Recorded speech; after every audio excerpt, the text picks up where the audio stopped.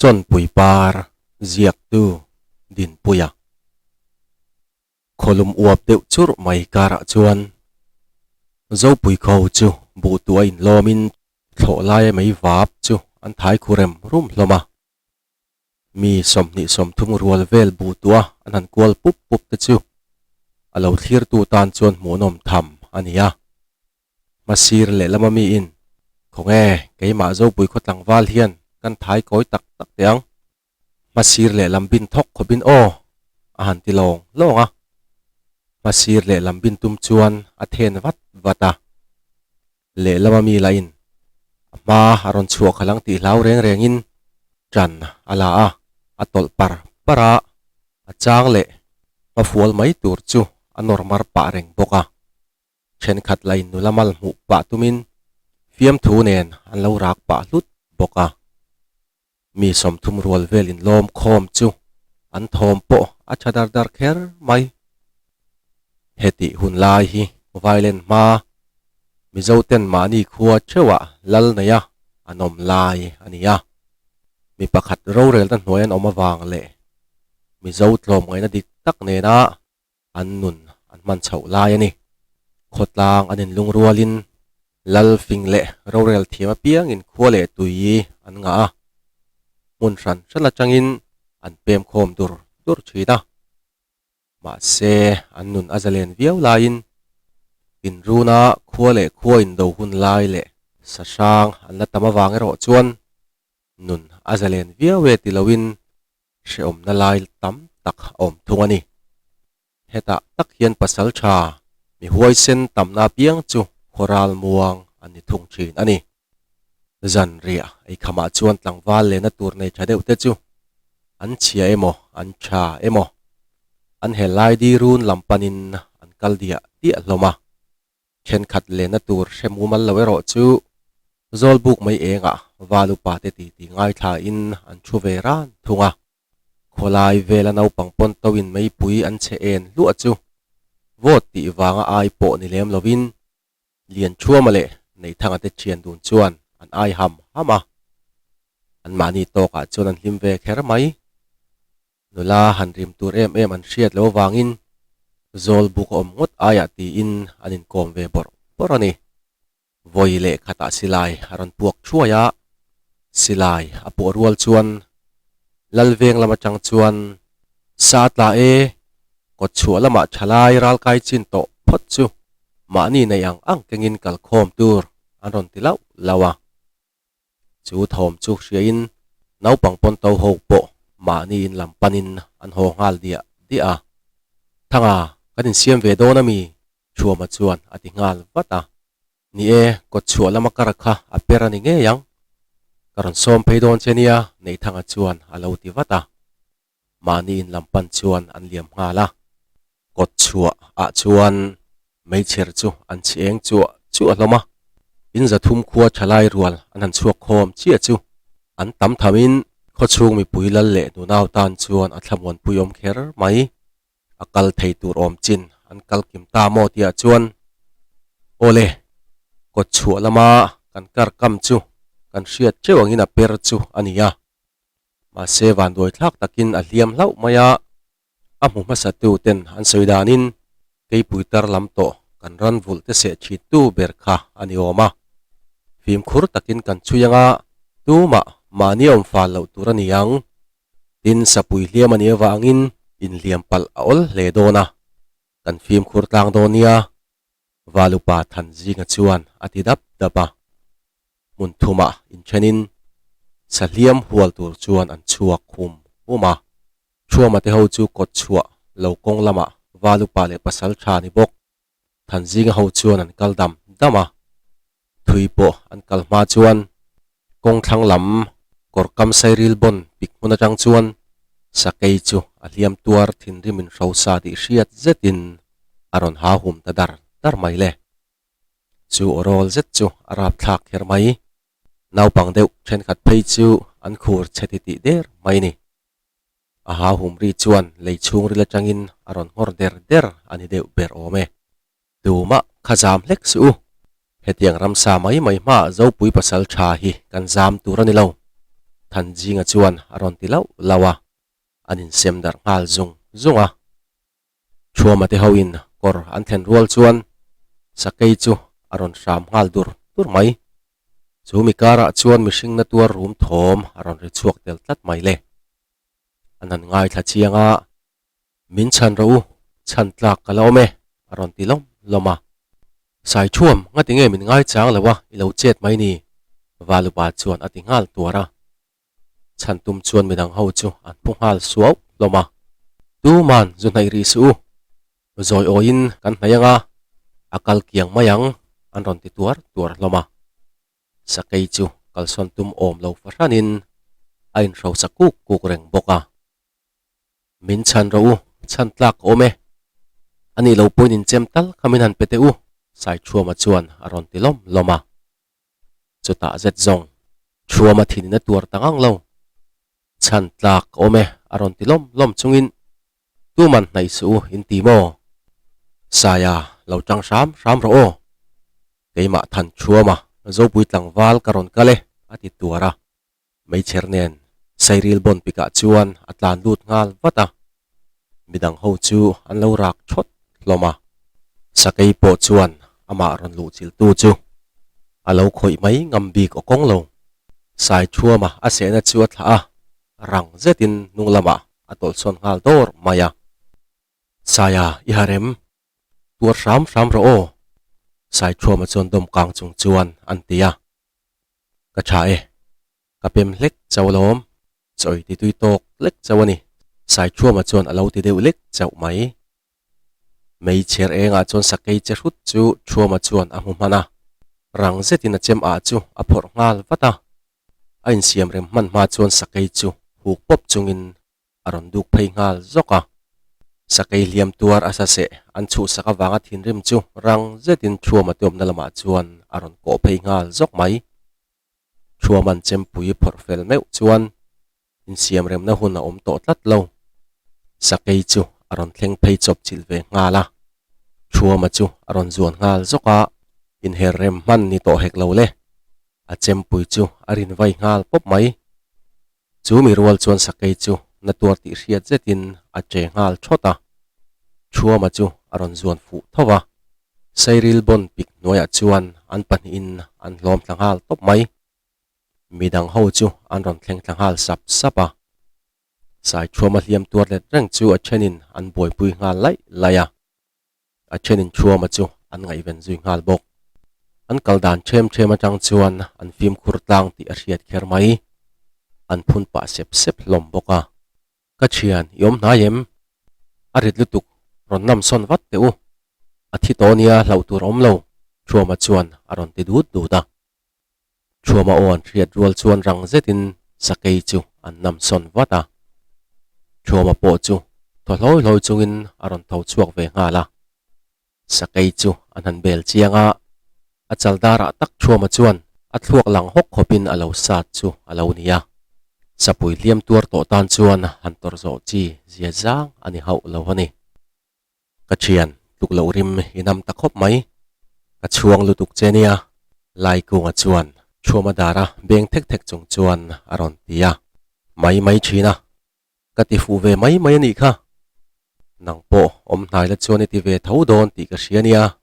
alo ti let wata chuama ka thui za lo hle mai tu man in nai ri lawng ka ti kha sher ka ni lom ni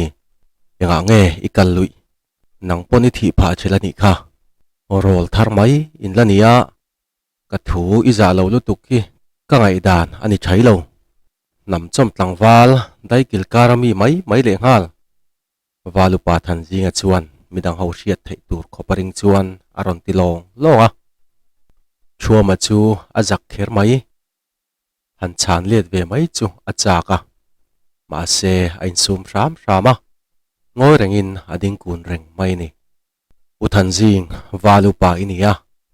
I thu chu kan za zia ishia ma se tun zan khan mol kil upa famal la sai chuama khawa chan lo se chu ati man nge yang lo thi ni se I chong kam kha kan reveka mo I phur do na sin enga tinge khatia I ming chiat na tur lia khu sak tu che I chal tak mai ni lai kunga chuan a thian pa thawang ho pa chuan aron khak ve hlaka midang ho chu an lo ding ngoi renga chu tianga valupa mitin za aron chang mai chu huai sen an tin mak po an ti kher mai than zinga chuan thip zetin aron mela engma soilawin akal son ve ngal wata salu hi khonge kan nga don chuama kut thlak ania anina o niang an ron ti long long loma an zona an kalpui ngal mia sai chuaman kuta thlak ma sapera anina nga tur tu man zona min zo chu than zinga chuan aron ti chota malam apan ngal nal nala midang ho chu a riat phak si lawin an phun sep sep loma ma se valupa thu chu tu man an nial ngam si lo ni chuama poiti du su i tha ti mitin hriat ani tholom alunga na mai chu eng ma ani lo ania lai kunga chuan a thian pa nem pa chuan alo ti mol mola midang nuwa chuan zoi muang in ti pa in an kal bek beka sa sang kei pui lu lom tur chuan saya tein lampan chuan zo pui khomi pui chu an kal dum loma chuti lai ro chon chuama te thian tu ne ro chu chuama te leika puya vai bel pak khulai lai chungin an churana mi ho salu lom tura phurti hriat zeta kal ho chuan thlir renga kha nang ni thian dun chu in kal ve don lo mi chongan aron ti lo po chu shom pon an lang lo anom dan atang chon valupa than jing ro rel dan chu an lom lo ti a hriat kher mai ma se valupa thutluk na chu nial chi rual ani si lo ni chuama poiti du reng su o adangila kap le em ang laya chuan aron tia athiamang tokin chuama chu nem atum ti a hriat kher mai ka thian ram hnuai lama kawatei chuak mai tiang katan ko chung po hi anuamang rai lo mai chuama chuan atia a thian pa chana po ngak to lawin asilai chula in cho fun thate te a ram hnuai lam panin kot chu lama akal tanal nala kho chung lama chuan mi pui ate ber atanga lian ber thlengin saluloma anom dar lai chuan chuama ero kaltunga bi kemem po nei lawin ram hnuai lama apong kaltavel mai maya fawang hun roin her chuak chawin aron ken telemati mai turin thereng te chu an ram kiu wanga enge mo changa bazar ro lo ram dal te bak thom dang hriat tur awang kher mai rei fe ram hnuai lama atei kol nu chuan kum masalama an chul ho chu a chuang chuak lol maya chul lam tlang dung ngopui lam pan chuan akal zela tlang dung in kho thazur mai a thlen chuan thifim ron tho heu te chu ain chem tir sanga chu tianga eng dang ma ngai to lem lawa a thut veng lai chuan mei che tong nak thom a hret atlat mai le a han ngai thla chianga a hnung lama changin ani tlat mai a hoilet wata ma se tu ma mu tu reng anom hau lo chong nak thomero ala om reng thungani tu tenge mo helai mun dai ate ron kal don chu o tiril ro nau chungin a hoivel ruaya ma se tu mel ma mu tu rom hau lo re lo te a chong thom po chu are ngal mak boka tlang dung chu khochak lam hoina zo chole leka thing mun akal pela ro hung buk pui mai omna huna thlen chuan ro rabri bop thom a hretatlat mai le uluk zet le phim khur takin chu thom omna lam chu apan bek zela lung ko panga adak chuak chia chu atum lo le rin lo tukin selelian thazet mai aki po kwal rui to mai hian rotuai alo ei muar chu amuthut maya rang zetin athupil ngal wata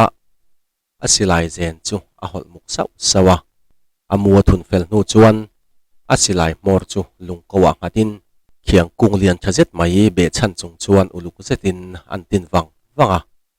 amet per ta chuai mai le asilai mor chu akhungal ruma silai puak thom chu tlang dung le chulai ngo chung vela chuan athang khok ruma silai puak ri lau chuan sawa te chu an thlok dar chuma thereng ram chia po chu are ngal mak boka asilai zen khu chu han vai kianga Amazon taka ding sele chu alo om to zong lo mak ati kher mai le akap fu ngei chuan a rebok si khatiang a hnai atang kha chuan thel chi ni in a hre hau lo ni kawa chuan lon chuakin seledin na hmuna chuan a phei nga la arin ang ngein thi alo tlanuai mai le chui ngal mai tum chuan selekal na lama chuan in her vuta ma se me che chap fap thom a the tatlat mai me che chap thom a hriat chuan thuama chu ading ngal chota chu thom ron chuan lam chu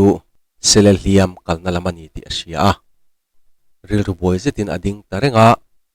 chu chap thom la chu are mai pok si lo ma se mi pain thil kan ti to eng po thleng don se kama chon turani tiril ru chungin sele hliam kalna lam tlang dung chu alama chuan aliam ve ngala sele thi chu alo far ngei ngoi hloma phim khur taka reivak lawa chui zui nu chuan a thlang lok ruama chuan sele chal aka ngei mai chu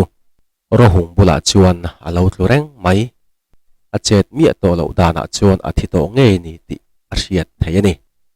sele omna bulla thlen chuan chap thom po chu are ve mak thonga ma se engemaw tak thil dang mu thei a in lar du si lo chuan a om ti hriat takin boruak engemaw takin chulai vel chu a uap deuh tlata boruak chu engemaw tak awangin a rit deuh tlat mai ma se thuama chu chutiang boruak chuan a chel ding zo to lo a thlang loka a sele chal ka chuan a ril ru ala tlata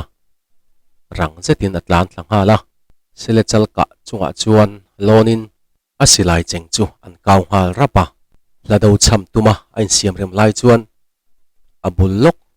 ro hung phen atang chuan mai chemel thazet mai vanangel hol thlak emo ti mai tura mel tha le vun no suk mai chu muang changin aron chuaka thoma chuan chu mai chia mu chuan asilai le ko chu da tha in a thlir ta veng venga wala I huai sen hle mai helai ram vela karan vul zinga ka chuan le ui ber mai iron kap ngama ilaka hian phuba hi kala lange yang chu mai chia nun nem mel tak ma se thin urawanga in thlak dang lam ta la sinula ngei chuan aron ti sapa hei hi iran vul mo he sile hi chuama chuan atiba naka onie karan vulani hi mania la kasakei ilo that to ma se ka ngoi ram rama tuna chuna tok ta iran vulti ka hau lo ni ipoi ka soini chuan la let le mai ta che chuama chuan atile wata ngai damte adil mol mola chu tiang rei fe nin biak nu chuan a tha iril ru ken na mai ni kha miril ru tha le huai sen tak ini ti ka hria mania isakei tha po imi hring puiten an chu sak cheti ka hria chu wangin voina po hian hei ka sile chal ka peta che ni hi kakal ahun to tlat mai helai hmula hian ni danga kanin hmule don nia chu la sinula chuan aron tia ngai no bei zeta ron nui le sei chungin ram noi lama apil bo ta daya chu la sinula in chuama akal san meu chuan chuama chu ko har nai na ron zema a hriat lo ram mi zuna wain alung chu aleng hal em ringota ama mule chak nain azem chiai renga ma se tuna chuan a mu thei to si lo ti hreneng chungin chen rual tha te nen asileka phur tura midang pun turin in lam apan tanak naka khokot chu a thlen chuan na thok tur lom rual hoin nga khom na hmuna chuan ading wanga asilai zen te chu a no muk sau sawa a cheng a kaw rapa ro tham lo hla do ngei mai chu a cham wanga silai chu a met puak ngal tura silai zen a thun tam boka a silai puak ri po aring nang yang mai kor ruam chu zo in a thang khok roi theya a silai puak thom le la do cham hre phak chin kho chung no pang ho chu an ron tlan khom dama mi ho in salu loma sa nen zu nen an lo om lui laya la do cham thom le silai puak ri ron in zom zat an hriat chuan mak an ti in an meng phok hru loma lal le ka puya lal le upa te ho chu khom po chu la do cham thom chuan a thong ti hriat zetin tu nge mo voina nga te lo ram chuak reng le lal chuan aron ti ban chara kawar she mai lo em eso than chua ma ten lama an tlan khom lai mai a alo ram chuak te ani don so upamin lal boya chuan atui bur muam pik puat pa chuan aron tia voi nang nia te ngati nge mo alo ram chu reng le mual kilupa mewin salu aloma than chua ma chu kam khat lak chi ni chu lal le upa te aza lo e mai valupa lal mirin than zinga chuan aron ti longa zinga nilul lawe salulom hi nuam atilawani ange baka mi thu soi ka hriat danin sakai liamin ka fapa sai chuam ase po khan tu man in mai an zawangin an chan ngam lawa ma se ka fapa mang rak thom chu nang ni angin angoi san theilawa thilawa ruangin an zuin chana ma se nang chuan ilo khak jok ani oma tin sakai lu po hi than chuama te na nga om asin pulal buaya sai cho pa ni bok chuan aron tia lal ma chuan than zinga chu akhak ta faka than zinga ero chu achungoi tarana langau pa chu man mo zetin aron tlan dora lalpa than chuaman rohung puirama sile chalaka pani ome aron tingal bora hiau ka khotlang wal ho zinga kalo chuan ruk emin sile chal midang ka mai theilo aka mo avalom omte lulem kan sial pa in kan ayange khonge than chuamain lama chuan izukal tiang miang lal chuan atia upaho nen chuan anin zui ngal dia than zinga po chu tuilo zetin akal ve nuwa than chuama ten lama chuan chenom khoveng te po chu an leng lut naka lal le upa te meu anron thlen ve ta ka chuan chendual tha te ne na phur mai lawin asa voi khat eiden dena chan po aluwe sem dam anti chin khamo tin khotlang asa phur tur chuan tlang aw anaw tir tangala tlangwal thalai le pawalai ho chu ko chualama an chuak khom hal zunga an thlen kim chuan sa phur tur chuan an liam ta duwa leng hon ara khuang chan thlai tia chuan ko chua bok chuan hlado anon chamwang wanga silai puak ri aron in chon ngal on boka zo pui khua in za thum te meu maya silai om zong deuh tho anin lon ul mai chu aro pui tham kher mai chu silai puak thoma chuan no pang mu hil po an tho phaka sile challu muchak chuan sum hun kongka anon dak huang loma chua mate na chuan lal le upa te ho le po pa deuh ho chu in moi mok khopin an lo chua saphur ho an thlen chuan mau thein zuno chu nula ho in an lo sem zung loma ka khotlang wal le pasal tha teu ka wa chuang te lul chewem zanina hian no puidom tlak lo tu ma ka mulo chewa ma se than chuama hi akap tu ani mana no pui hi handom phot te se atilong longa zakru tak chung si in sai lo lal no pui ngei mang chuan zu chu adu tak khala kan khua mai ni lo chenom tenan ka chak aluan khua han tar chak le pasal thatam takten anin bangan tar chak chu ka khotlang wal hoi sen than chua mangein ka khoti ming thaturin alu aron thlen ta chu wangin alu hi ka sial pachalin naktu ka kalo mange mitinin inzubel te ron choyula khonge zan in tum toilo lo tiang o lalbok chuan aron tile longa chu thuan hriat meu chuan tlangwal ho chu loma wangin an ho dar tara zubel chu aron pulut sapa thuama sele chal ka lu chu ni thum zet zule sa nen an lom luya nula le tlangwal mai ni lawin zo pui khuwa chuan nuam ti lo fa anom hau lawa ma se mihring te hi kan pum asang ang pokin kan du zong le tha kan ti zong in ang vek thei lawa mitam takin kan hlim pui po mi then khat tan chuan chana le lungai na thlen tu ani thung chin si ni salulo min hlim tlang takin hunan mangemo ti lai chuan lal le upaten than chuama an choi moi lutuk chu valupa than jing ho chuan tlangwal tlem te chu in it si na wangin chu hun po chu ril rupang khing takin an mang lama hetianga an kal zelani chuan nakin loka chuan kho chunga tlangwal le tlangwal kara buaina ala chuak nge yang le than jinga lain tlangwal ho chu hne a chuama huat tir dan zongin alo phi buaina sakher mai zan ria ei kham lima chuan tlangwal tam jok chu lom nu te rim turin anin chir chuak hong loma a then nularim tur thelem lo le pa ho ro chu zol bu ka chuama sele chal ka ve han chak zia chu hi pin an sep loma chu mol chu khotlang ti ani ri ni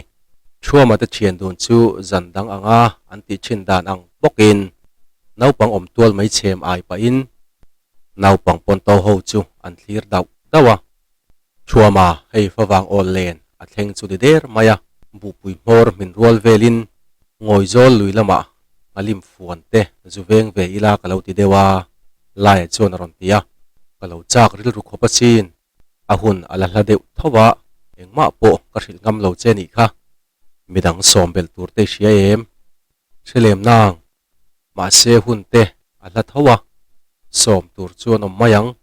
ipute pona pei karing tlat lai chuan aron ti let wata nia a pei karing han somila thang zol buk lama kan the phei ve don em niang pa ho ti ngai nom le viawang chuama chuan aron ti khawa vaibel pet khuwang wang chung chuan zol buk lampan chuan an kal naka zol buk nga ka om pa ho ti chu an rin ang nge chuan an boruak a chak her mai a chenin an tlangwa lai chan chin soin poiral an lau thin zia te poiral an hlawa wanga thlang ta zel an ni zia te chu soin pati ti thiam deuh khabeliam chang chuan an chu thup maya chuama le laya an ron thlen chuan khaya kan tlangwal te ho an ron ho der mai chuam te nang ni thian dun hi in len na nula in alo be chadu lo chewem ni papakhat chuan aron tia an noi pa dara biak chadu pom chuang lowe helama in ti khocha ngai thaturin kan ron ho ma ni hi laya chuan thutak fe in aron ti khawa in nularim tur shelo no pang om tual chem in ayan yang mo tlangwal pakhat zamhuaka almai chuan aron tia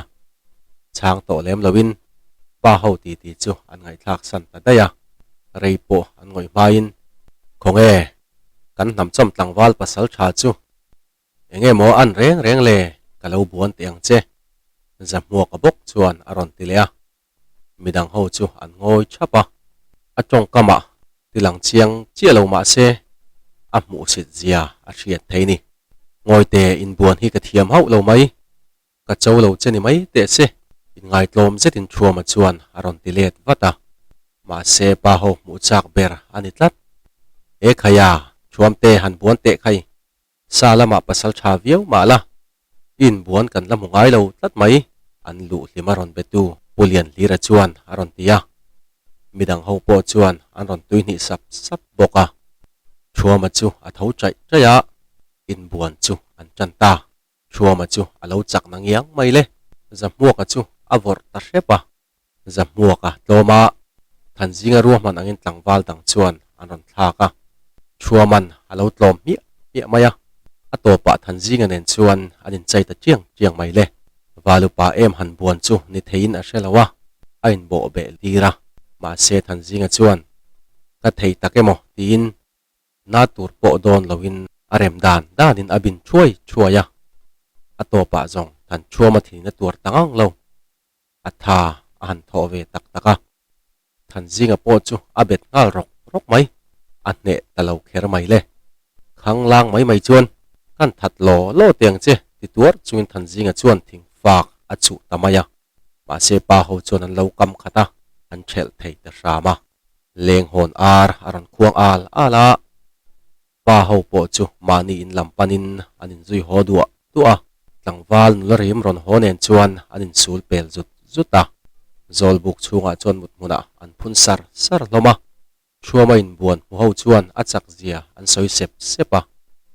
chungot po chu thanjinga le a ho te tan chuan nin om atlingani ma se an tan tingai na om to si lawa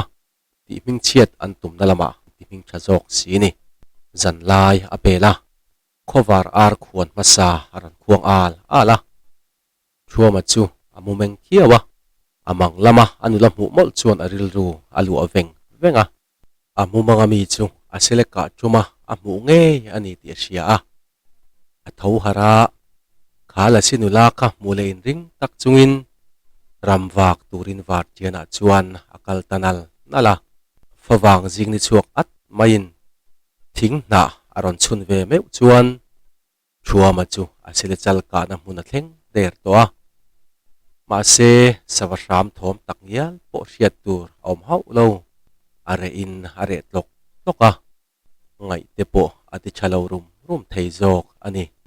asile ka tluk na vela te chuan an thuren ron china amit thla a khala sinula mel chazet mai rohung phe na changa aron chua dan te abiak dan eng kim mai chu amit beng moi tak thlengin pakhat ma thei ngil anei lawa tun loka thil thleng ang main ama fia taka thilin tar ang main aril ruwa athar reng jok ani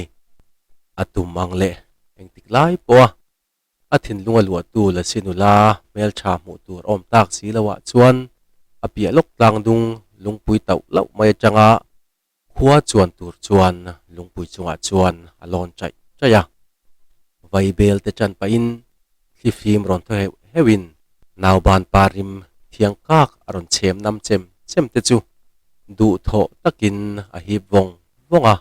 rei fe thut wang nu chuan hon mai tumin anding lua ya ikhua avaharom ve hon mai tumelo lain kom ri la mei chonem nal tak main aron ti chuan ading ngil zoka anung lam a hoilet le pata anung lama akal na nu lam panga mei chelo ding reng a mu chuan a phu deuh zok nge ni ma se lawa wang ero ani hau lo thung